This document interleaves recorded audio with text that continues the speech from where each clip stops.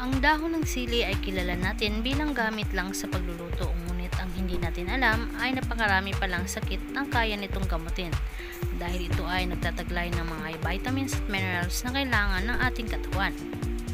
Gamot sa arthritis. Kung ikaw ay nasa edad 50 pataas, malamang ay nakakaramdam ka na ng pananakit ng iyong buto-buto. Sa mga may arthritis, hindi biro ang sakit na dala nito, kaya naman mahalaga na kumain ng nilakang dahon ng sili dahil kaya nitong tanggalin ang pamamaga dahil meron itong anti-inflammatory properties. Gamot sa shingles. Ano ba ang shingles? Ito ay sakit sa balat na nakukuha sa isang virus na katulad ng smallpox o bulutong.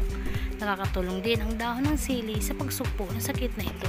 Anti-stress naman ang dahon ng sili dahil sa antiseptic properties ng dahon ng sili ay nakakatulong ito na linisin ang toxin sa loob ng ating katawan. Pwede din itong panggamot sa buni at iba pang sakit sa balat. Pinapalakas din ito ang ating resistensya dahil ito ay nagtataglay ng phytochemicals at phenolic acid na nagpapalakas ng ating katawan.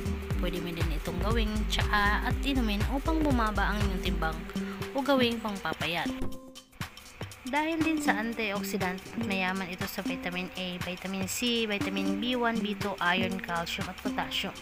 Maiiwasan mo ang pagkakaroon ng mga sakit katulad ng cancer, cataract at iba pang sakit sa puso.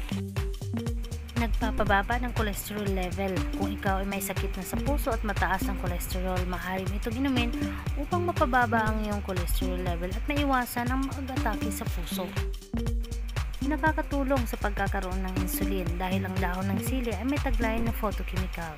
Tinutulungan nito ang ating pancreas o lapay na mag-produce ng insulin na nakakatulong sa mga may sakit sa diabetes. Gamot sa lagnat.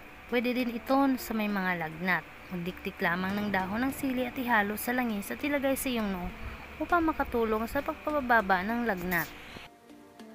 Pag-iwas sa acne. Haluan ng aloe vera juice at gawing mask ang ilikdik ng dahon ng sili.